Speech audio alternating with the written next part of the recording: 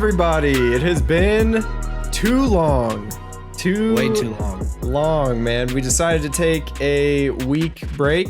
We did not do a podcast last week, but we are back, and there's been so much that has happened in that time. It's been a big couple weeks, man. Mork started his new job. He's been working his hiney off. Oh, bro, it's been crazy. Call of Duty is back, baby. Let's go. Oh my God, bro. I'm so excited, but kind of not. Well, yeah, but Call of Duty is back. Valorant has been picking up. Somehow this idiot got a key, and I have been watching so many streams trying to get a key. I watched like 70 hours, bro. Yeah, I've been watching way too much trying to get a key, and it just has not worked in my favor. And probably the biggest thing that just happened yesterday, look up, wait, here, that way, top right. One of these.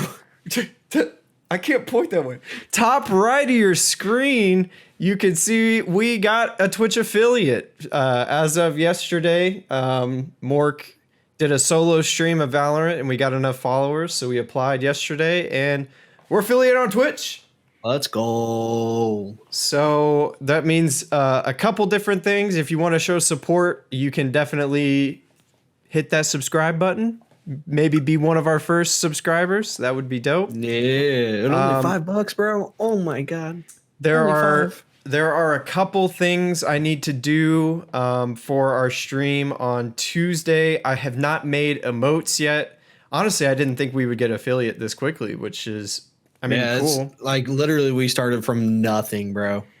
I mean, that's typically how streamers start with zero reviews.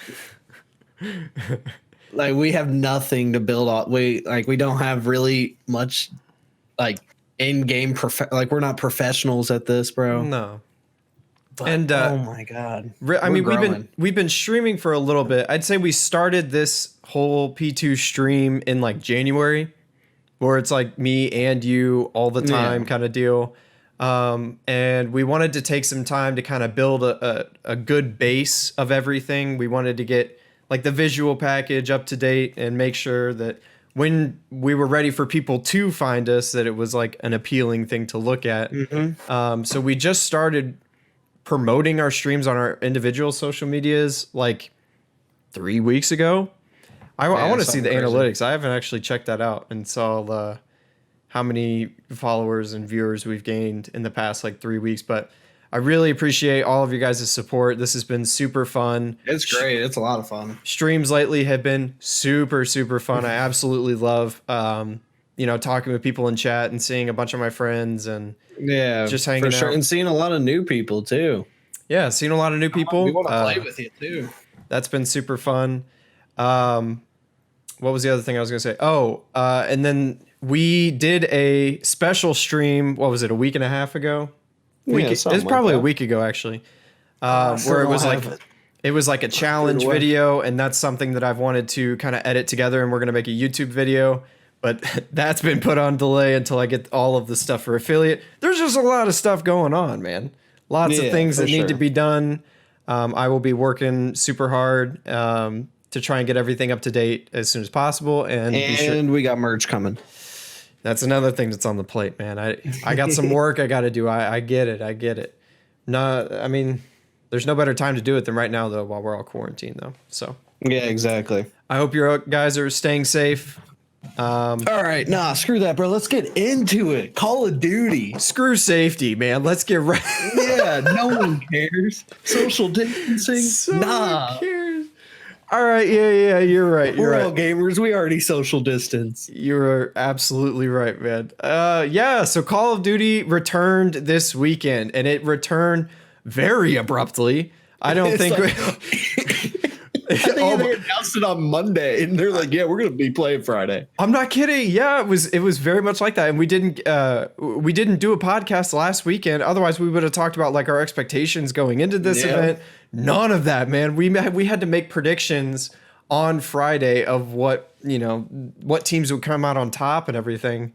Yeah, it was very, very sudden, and it was kind of awkward how they I feel like they put in more effort into those hype matches than they did the actual CDL return. I mean, they did not to jump too far into it right off the bat, but they did a lot of like these weird social media videos where everybody kind of did their own. I don't know if you saw a lot of those, but like Crim Six had a pretty funny one. Scump had a not. Yeah. It was just Scump on the couch, like, I'm ready to go. Let's go. Yeah. Like, some of them were funny, some of them weren't. It was just kind of very abrupt. But hey, I don't care. At the end of the day, true fans it's honestly back, bro. True fans just want to watch competitive Call of Duty. That's just how, I mean, that's just how it is, you know? So let's hop right in. I want to spend a lot of time talking about how the event went as a whole, since we didn't get to kind of tell you our expectations moving forward. We kind of did that in the last podcast 3 weeks ago, 2 weeks ago. But that was before we knew anything. Right. I mean, we still really don't know a whole lot about how this is being run, which, I mean, the hardcore fans that really kind of want to know every detail about how this league is going so far, like, that's the things we want to know. Are they playing on a server? Did Call of Duty invest in a server? How are they setting this stuff up? I know that's not necessarily from a business standpoint what you want to focus on, just because it might be really ragtag right now. Like, we might still be in desperation mode. It's just like, it might just not be something that we want to show to the public real quick. And they might still be making changes moving forward. I hope they do. Because there was a lot of things that we need to talk about that did not go very well. Yeah, no, they definitely did a good job with what's going on, but they're a multi-million-dollar company. Like, you got to figure some things out. Yeah, I want to start with the pros, though. Let's start with the pros. Let's start on a high note. Yeah. And I do want to preface it by saying it's like, you kind of get a hall pass a little bit, right? We understand that this is just crazy time. We mentioned this before. It's just like, they had to figure out how to make everybody work from home and effectively work from home. I'm sure it's just been a dumpster fire at the CDL offices trying to figure things out. For sure. So I do want to preface that we do respect you trying. I mean, it would have been very easy for you to just take the L and then say like, hey, we're not going to do anything until this whole thing blows over, and then we'll pick it up from there. We appreciate the fact that they're trying to do something and giving us some sort of content. There's a lot of esports and just sports in general that were like, they stopped cold turkey. And it's like, I feel like Call of Duty has the right platform to be able to still give the fans the league that we've been wanting. So we're not just left out with nothing. Like, I'm excited. Call of Duty League is back. Like, let's get this going. Yeah. Like, sure, we're not going to be able to go to Chicago and watch the home series, but I still get to watch the series. And like, I mean, I can't ask for any more, really. And that's something that I kind of appreciate that they at least attempted. It wasn't a super successful this first weekend. I'm sure they're going to refine it as the weeks go, but I really appreciated the fact that they tried to get as many player cameras as they possibly could and try to keep the kind of like LAN vibe going in terms of like, we're still going to interview players after matches one-on-one. I love the fact that they did that, and it still kind of gives it that like event feel without it being in one central location. So yeah, for sure. They definitely tried to make it as much or like as similar as they could. And aside from that, still, I mentioned it, you know, even when we were doing in-person events, the production quality looks really good. I mean, all of the graphics still look very decent. You can tell that they had to do some adjusting, and everything still on the surface looks really good. So yeah, and like they do have some audio issues, but I mean, those are things that they're just going to have to massage out. So right. So, I mean, I appreciate the fact that they're still trying to make this kind of doing the same thing as what I was saying we were doing with this channel, is they're trying to build a good base so that if somebody were to stumble across this, they see it and go, oh, this looks pretty professional. Like, yeah, on the surface level, at least. Well, the technical issues got to go. But keeping in the pros, one thing that I did notice, and this might be a different kind of podcast. In the past, we've gone really in depth with each team. as I've been saying, there's been a lot of stuff that's been happening this weekend. We did not get to watch a whole lot of the matches. Mork has been working. I've been doing a lot of design stuff. But out of the matches that I did see, it was really cool to see how much better these teams look at this game. Did you feel that? Yeah, I feel like even Audrey, my girlfriend, saw that. She's like, it's crazy how good these people are. And I was like, I mean, some of them were not that good here like a couple weeks ago. Well, even like, and like they turned up. Even just like knowing how to maneuver around the map. There was a bunch of like Piccadilly matches this weekend, and we saw teams play Piccadilly very different than what we've seen in the past. There was a lot of going prone to look under the cars to see like just location of people. A lot of just pushing. Right. Good Lord, they were quick. But it's cool to see teams get better at this game. I really kind of noticed it. Again, we started watching competitive COD a long time ago, but we started getting serious about it probably in Black Ops 4. Like, I mean, we watched World War II. Yeah, I guess so, Black Ops 3. But in Black Ops 4, I felt like each tournament, I saw each of the teams getting better. And with us having tournaments every 2 weeks, we really didn't feel that. I mean, I know there was only, 4 events? Yeah. 4 in-person events total. But it was very cool to see that a lot of these teams have used this time off really effectively. And they've gotten a lot better at the game. So that was not just teams, but individuals, too. Oh, yeah, absolutely. A lot of people are putting in like a lot of background work, which definitely has shown. And I want to touch on that a little later. Sure. Do you have any other pros before we go into the cons? Because I might go on a rant. It's back. Sure. That's all I got. That's my only pro. I like that. And again, we very much appreciate the fact that they're trying. I mean, they're trying, bro. It's so hard. Good Lord. So moving into the cons of this weekend, there were just a ridiculous amount of technical issues. Like a ridiculous amount. Whether it be, audio issues. They would cut to a commercial and then cut back to the casters, and the casters didn't know they were live for like 2 minutes. They would just have a conversation and no one was able to tell them, hey, dude, you've been live for 2 minutes. Like, that blows me away that they could do that. I mean, if that happened in news, you would pick it up like immediately. Granted, they're in the same, location, but man, and there was people timing out of maps, and then it becomes a thing of like, we haven't been given like an updated rule set for online tournaments yet from Call of Duty. I'm assuming it's just because like they have to go so in depth on every single scenario. Like, okay, if they time out, but if it's because of their internet as opposed to they timed out because of technical issues on our end, do they treat that differently? I mean, there was a lot of like weird rule timing things. Lots of technical issues. And so from a business perspective, again, if you're trying to build a base and if you're trying to keep Call of Duty in the like realm of competitive esports, it's already very small. People expect this to fail. So what can you do to make sure that this succeeds? I feel like it needs to be all hands on deck to figure out the functionality of the online tournaments.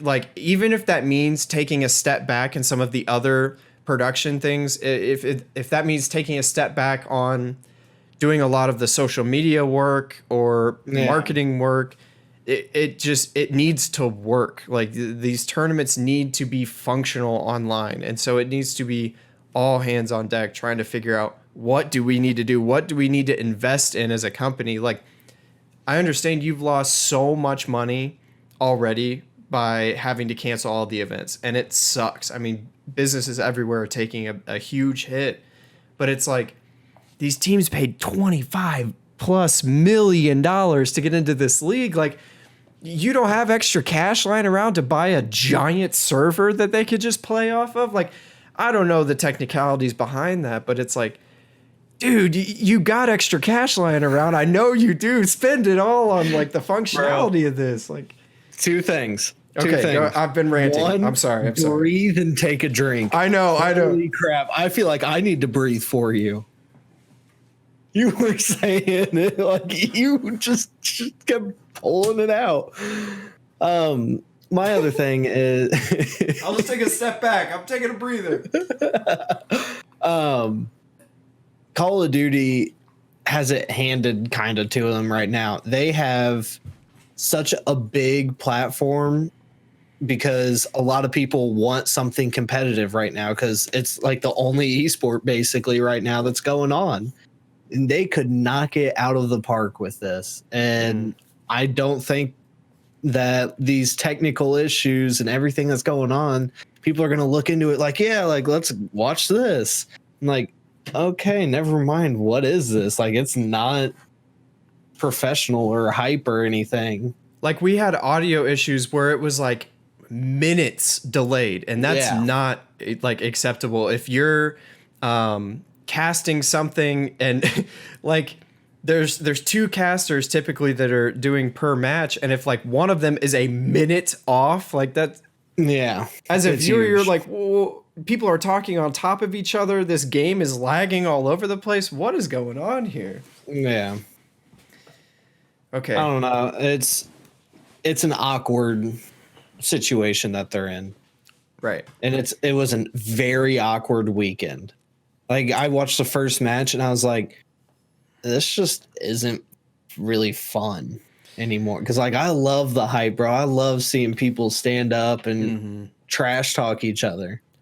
Well, like I said, I think once, sorry, but like right at the very end of the tournament, Skies was only standing up and it was just the webcam zoomed in on his crotch. Right. And that's all you get for winning. You saw his hands like Skies' crotch. You saw his hands like sometimes. He was hyping himself up. And Alex is over here smacking his webcam off like, oh, great. Woo. No, I want to see like getting up in each other's faces and like Aches pushing nade shot, bro. I want that bag. Oh my god. He pushed me, bro. Legendary cringe clip. Oh my god. Okay. I'm going to try and slow my pace down. I know I'm going to rant. But I think stick to your script. In terms of what needs to happen immediately, there's like 3 tiers that they need to figure out, right? I think the bottom tier is what we just talked about. And I think that I would put that in a category of things that the CDL can control, right? They can control the fact of like how they can fix their audio, how they can fix like time between matches, because there was a lot of like connection issues, like where they weren't getting cameras. Those are all of the things that I think I think that that's on their priority list. Like, they know this is an issue, right? But that's like tier 1. You got to figure out all that base level stuff, right? I would say second, tier 2 is kind of what you were saying. Like, how do we kind of reignite this hype? You mentioned it after like Friday or Saturday. It was like even the casters just had a lot less energy. It was a lot. Yeah, I don't know. It didn't feel as compelling to watch, and it comes down to the casters and the players at this point to make this watchable, make this entertaining for everybody to watch. And I know that's shoot some bodies or something. Like, I need the cast. I'm not used to Maven. Mox going around the corner. Oh, he gets a kill and the map ends 250 to 249. And it was funny because after a break. Because, like, there were, I'll give him credit. There were times where he got a little bit hyped, but man, I mean, they used to lose their minds. And I know it's like they're feeding off the energy around them, and it's hard to do it when you're in your office with no one else around you. But that is a huge role that they're playing right now, and they could single-handedly make a big difference in the Call of Duty community moving forward, I think. Because the big thing for me is they do it on stream. Whenever Maven or Merc streams, bro, they're crackheads. And I'm sure that they have like roommates and everything, but tell them like, yo, I'm going to have like 40,000 people watching me online. I know it might sound goofy when you're just listening to it, but I'm going to go ham in my room for like exactly 6 hours, you know? It's just like, yeah, I think that they play a very pivotal role moving forward, and the players too. It's like you said, I mean, I even think that getting hype as a player in your own room, if you have the ability to do that and get your team inspired, like I feel like that's going to make you perform better, you know? Like this, we gas each other up, bro. yeah, this happens. This is a weird scenario that we're in, and it's like you can either let it affect you like poorly or really well. I mean, it is what you make it at this point. The Call of Duty League is what they make it. You know? So, yeah, I mean, I have a couple questions regarding that for like later on in the podcast, but Stream say hey to BK. Get out of here. We're doing a podcast. Yeah, you're right. Goofball. What are your questions? We'll save it. We'll save it for right now. All right. Let's move on. I'm planning on doing a second video as well. Okay. What's up, Grinch? How's it going, buddy? Moving on. So I told you that the bottom tier is things they can control. I would say the next tier is the personalities need to up a little bit. And my other biggest con of the weekend was this game feels weird watching it online. It does. Like I said, it feels very awkward. And like, I was just not excited to see everything that was happening. Like usually like I'm excited, like, yo, let's watch this. Like I'm going to watch it all day. Like, but I just didn't feel it. Maybe it was because I was watching Valorant streams, but I don't know. Well, and it like, brain fart, totally lost it. I don't know. Nice. Yeah, I don't know what we were talking about, bro. Oh, okay. So like before, just total brain fart. So before, it was a big excuse in the Call of Duty League or Call of Duty community, like playing on LAN is very different than playing online. And I always kind of saw that as like a really bad excuse to like remedy the fact that you just played poorly online. I never really understood that. But now that we've been paying a lot more attention into like LAN events and Call of Duty League events, I definitely see how it could change dramatically when you're playing online versus LAN. Like when it's on LAN, it's all very snappy, and it all like you can kind of predict what's going to happen just because of like, okay, he lined up on this player, he's going to kill him, he got the first shot in.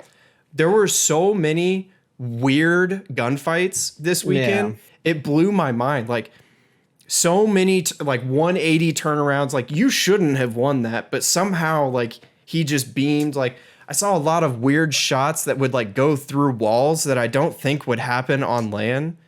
I don't know. And that's why I think this season's chalked. It doesn't carry as much weight. That's where I'm at. That's such a hard statement to cope with, but it's like it's true.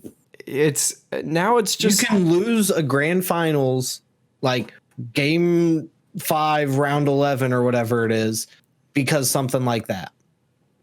I know, and and the fact that that's the difference of like $5,000 or $50,000 or something. Like, come on. And the fact that money's involved, it just makes it crazy. And like, you could tell like people are just moving around the map like molasses. I mean, it just doesn't feel nearly as snappy. And I'm sure from like a pro player level, I mean, that just has to make like a gigantic difference. I think one of the questions that I had for you is, who do you think playing online hits the hardest for? And not necessarily team specifically, but like role specifically. Do you think sub players have an advantage because they have a lot of shorter range gunfights? And I don't know, like the reason I asked this question. The reason I asked this question is I was watching the final, and GodRx was missing snipes left and right. And I was wondering, it's like, okay, does playing online affect your ability to play as a sniper? That well, I don't know. just who do you think it hits the hardest for playing online versus playing on lane? I feel like it hits everyone in its own specific way. Like subs, you're going to get killed from behind walls. Like you're going to be in that cover and you're still going to die. Right. AR players and snipers, like your crosshair is going to be on them. Those shots aren't going to hit. Yeah. I just think it's a bigger ordeal for those people that aren't like Dallas or Chicago and can't play in one centralized location.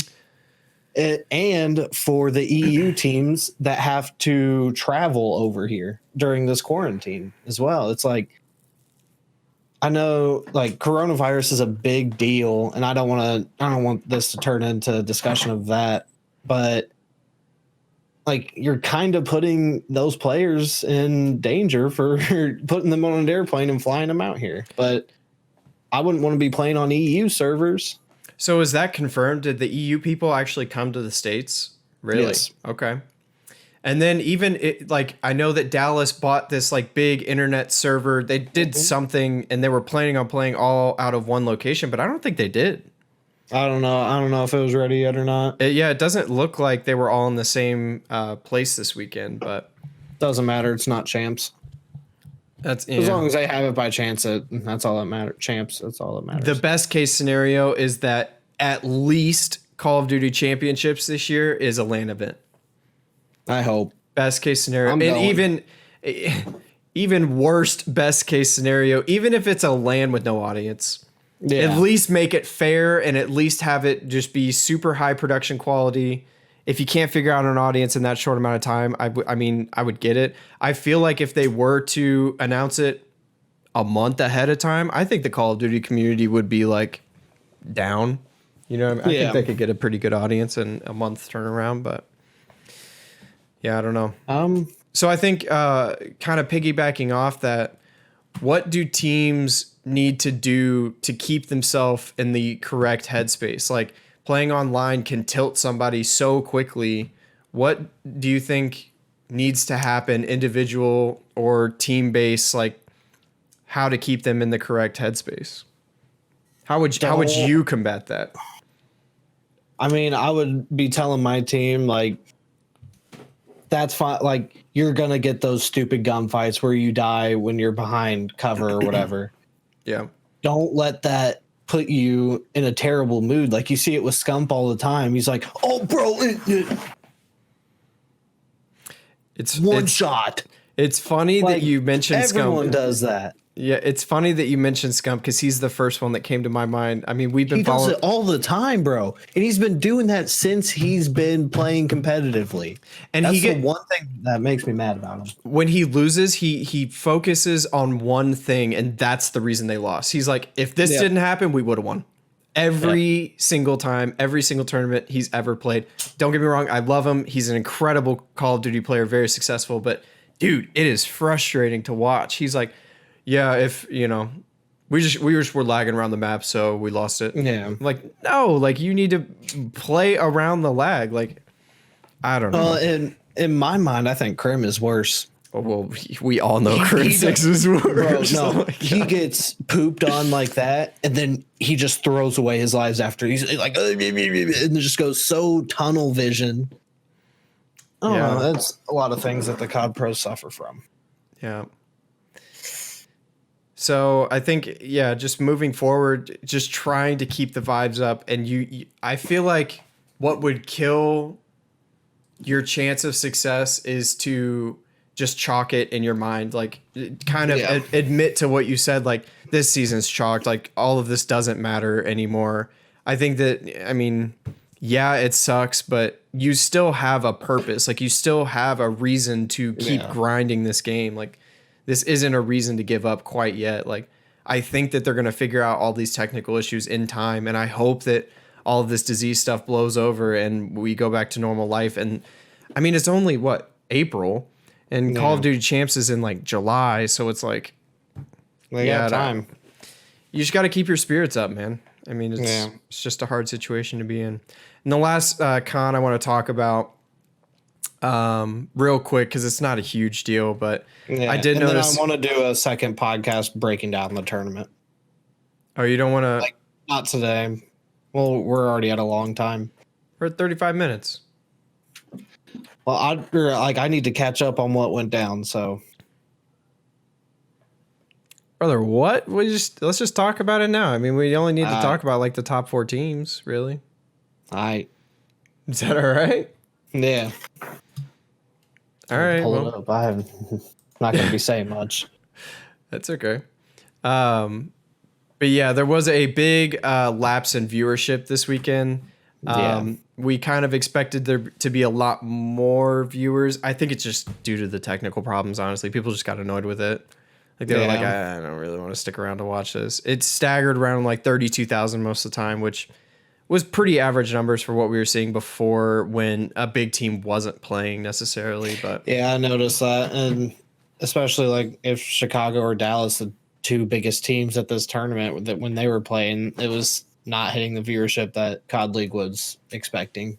Yeah. So, all right. I do think we should go through at least just like hitting the major points of what happened this weekend. We don't have to break down each of the matches or go through each of the teams. We might do that for next podcast. We'll definitely be back on our regular schedule doing podcasts every Sunday night. This weekend or next weekend rather, we'll be talking about like our predictions leading up to the event and everything. So just for funsies, Mark and I had to do a real quick guess who's going to be at the top. So Mark guessed Dallas was going to win it and Chicago was going to get second. And then Minnesota and Florida would be tied for third, fourth. You got them all any worse. No, you got them all right except completely flipped. Yeah. I said Dallas would win it with Minnesota being second, and then Chicago and Florida tied for third, fourth. So we were both pretty close, but I really just want to talk about a lot of this was like the same old song and dance for a lot of these teams. Seattle Surge just kind of underperformed. I think that they did better. Like they were one of the teams that I thought looked generally better than the last time we've seen them. They've had a little bit more time to work with Pander. They're not nearly struggling in S&D. They're not. Yeah, they're struggling in a lot of things, but S&D especially. Yeah, they got blown out of the water this weekend in S&D. So it's kind of the same old story for them. Same old story for Toronto Ultra. I disagree. I think they're showing up really well. Well, I mean, again, like I said, I think all of these teams got significantly better. I think Ultra are starting to figure it out in some aspects. They did take a win over Florida, who ended up winning. This is a very obscure tournament that happened this weekend. Yeah. They did take it off Florida. I think Florida just really came to play like at the end of yesterday and especially today. They were just firing on all cylinders, man. Happy for them to get the win, but for sure. Yeah, Toronto Ultra picking it up a little bit. Los Angeles Gorillas. Lag needs to figure something out. I mean, they did take on a bunch of new people right at the beginning of, or right before this last tournament that just happened like a month ago. Vivid, Spark. They're all really young players. They just need time. I feel like for them, they just need a little bit more leadership. Like they need a vet on there. I don't agree with the Aches poll. I'm going to be honest. Like Aches is that good player that's like, he's won champs before fairly recently. So it's like, I know we love to hate him, but he's a good leadership role. I don't know. But, yeah, I mean Paris Legion too. They did decent. Kind of middle of the road. I want to say that like before this tournament happened, I felt like there was like 3 tiers of teams. There was the low people that have not figured it out yet, just entirely. Seattle Surge being one of them, Gorillas being one of them. Optic, New York. Yeah, Optic I would kind of put in that mid tier. They did make it to final or semifinals at least that last time. So yeah, there was like the low, mid, and then like the top 4 teams. I feel like now we're kind of almost in this like half and half where it's like the top 5-ish teams like Dallas, FaZe, Huntsman, Chicago, Florida, and Minnesota. And then it's like kind of everybody else. Like, I feel like that's where that drop kind of happens. You know what I mean? And there's still time for these other teams. I do think Optic can pull it back and kind of close that gap a little bit more. But I definitely think it's more of like a half and half. So yeah, it's definitely grind time to get into playoffs. Yeah, if playoffs is scheduled to still be a thing the same way. I do want to talk about our top 4 teams, and then we can call it a day. So Moore could go hang out with the intruder in his room. Yeah, we're gonna play some Valorant. Did he bring his computer and stuff? Nah. Oh, you just gonna tag team it? That's cute. What do you mean the top? Well, hold on. What do you mean we're gonna talk about the top 4 teams? What do you mean? We're gonna talk about Huntsman, Florida, Minnesota, and Empire. Oh, I thought we were talking about in general CDL points because then we wouldn't be talking about FaZe. No. Top 4 of this weekend. Did you not get what I was saying? FaZe is 5th. Well, they also have one less tournament than all these other guys, though. Sure. Yeah. So Chicago, man, looked so good at everything else this weekend except for today. Yep. And I feel like it's kind of curse. It's kind of like an echo of the old Optic, man. I don't understand how that happens where you can just like beam. I mean, absolutely stomp over people. They stomped the Minnesota Rocker. I mean, it was kind of close. I'll give them that. Minnesota Rocker played them pretty decent. But yeah, the Paris game, they did very well against. I mean, it was just like playing so confidently. And I did not actually get to watch this Huntsman and Mutineers game, but it looks like it was stupid. Like I said, it looks like Mutineers just kicked it into high gear, and Huntsman were not ready to play the Mutineers that hard. Yeah, like Florida can't do, or Chicago can't do anything against Florida right now, especially with where Florida is at. They're insane. Well, it just sucks. Like, why do you not go into every single match thinking that this is the hardest team we're going to face? I don't understand why you don't play each team the same way. Like, I looking at it, always thought. I know. And it just sucks, man. I don't know how you get out of that. I will say Envoy has reached his final form. Envoy was an absolute monster this weekend. I mean, he was ridiculous at this game. Just making super heads up plays. He was being a nuisance going around, flanking people, getting spawns, being an absolute terror. So it's like, if he's playing that well, like everyone else on this team is super good. Just continue to rally behind him. I don't know. Yeah.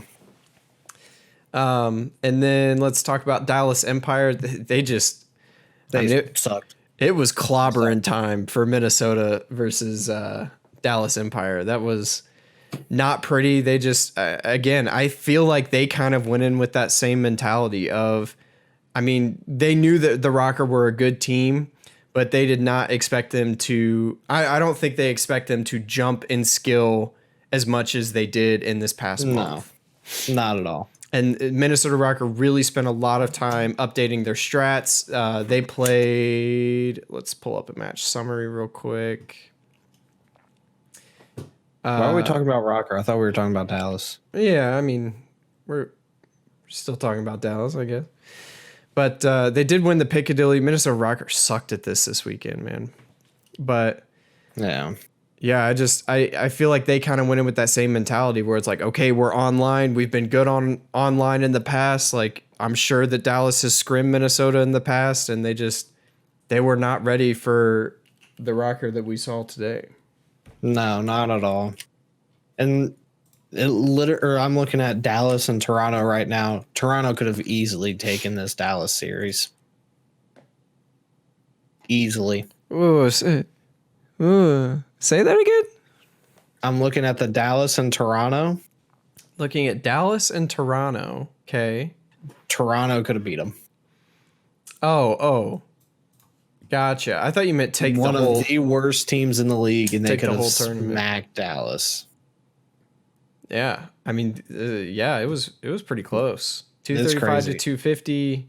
Toronto could have taken. Looking back on it, they could have taken the tournament. Well, and this was a really weird weekend because I feel like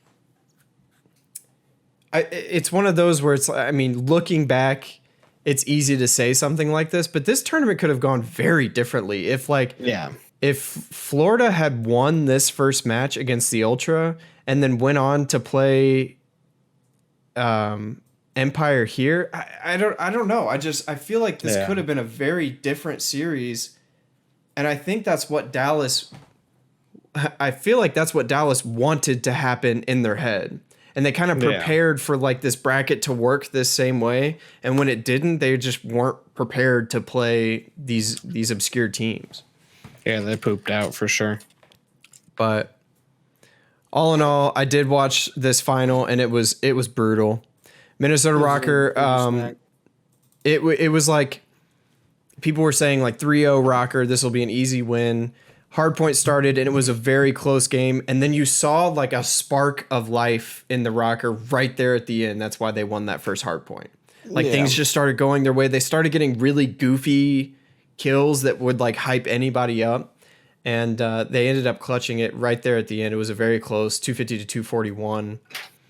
And then Piccadilly, they got absolutely demolished by Havoc. Yeah. And then after that, it was just like all downhill from there. Like I said, Havoc and Pharaoh carrying Florida to absolutely destroy Minnesota. That's how the rest of the tournament was. Havoc really stepped up this weekend. That's what they were saying about him.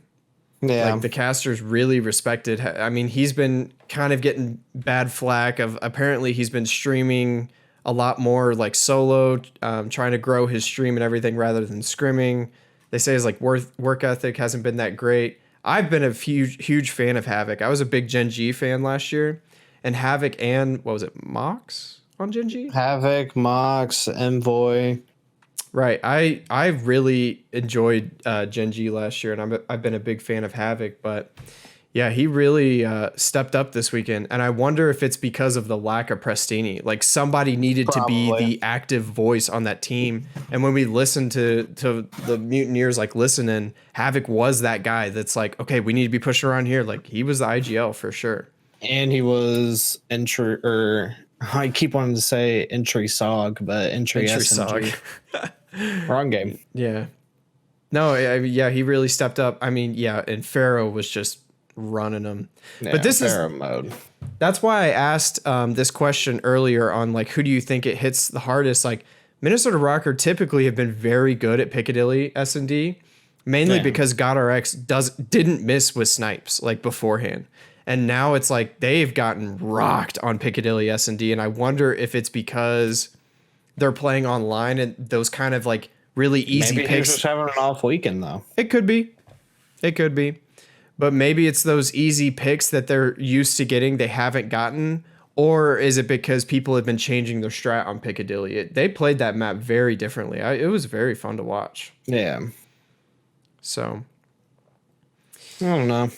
All in all, it was a good weekend. I was glad that Call of Duty was back. Again, it's just you have to figure this dumb stuff out. Get matches going quicker. We cannot have so much downtime. There's nothing to fill it with other than ads. The more ads you run, the less people are going to be likely to watch. I think that they know the problems that need to be fixed. It was just like the launch weekend had a bunch of issues that we saw get fixed very early on. So I think overall, I was just excited to see it back. Yeah, it was an interesting weekend, but yeah, very excited that Call of Duty is back up and running. Very excited that this podcast is back up and running. Thank God. I have missed you guys a lot, actually. Yeah, we got a lot more people watching too. Yeah, we got people cheering and everything. Look at us, man. We're like real streamers now. We don't have any of the biddy emote things up either. Yeah, definitely tune into our stream on Tuesday. I'm going to work really hard to get everything Twitch figured out. We're going to have emotes for you guys. We're going to have I have like a really funny message alert box that pops up whenever somebody subs. So I'll be working hard to get all that stuff figured out. Yeah, hopefully I get a Valorant key, man. I would love to play some Valorant with Mork, but all right. I think that's about it for me, man. I'm glad to be back on this podcast grind. We appreciate all of you guys for tuning in. We actually had a really good turnout today. I think we peaked at like 11 people, so that's dope. Thank you guys for supporting us. Yep. Follow the stream, so we will see you on Tuesday. Tuesday. All right. Thanks, guys. Later. See ya.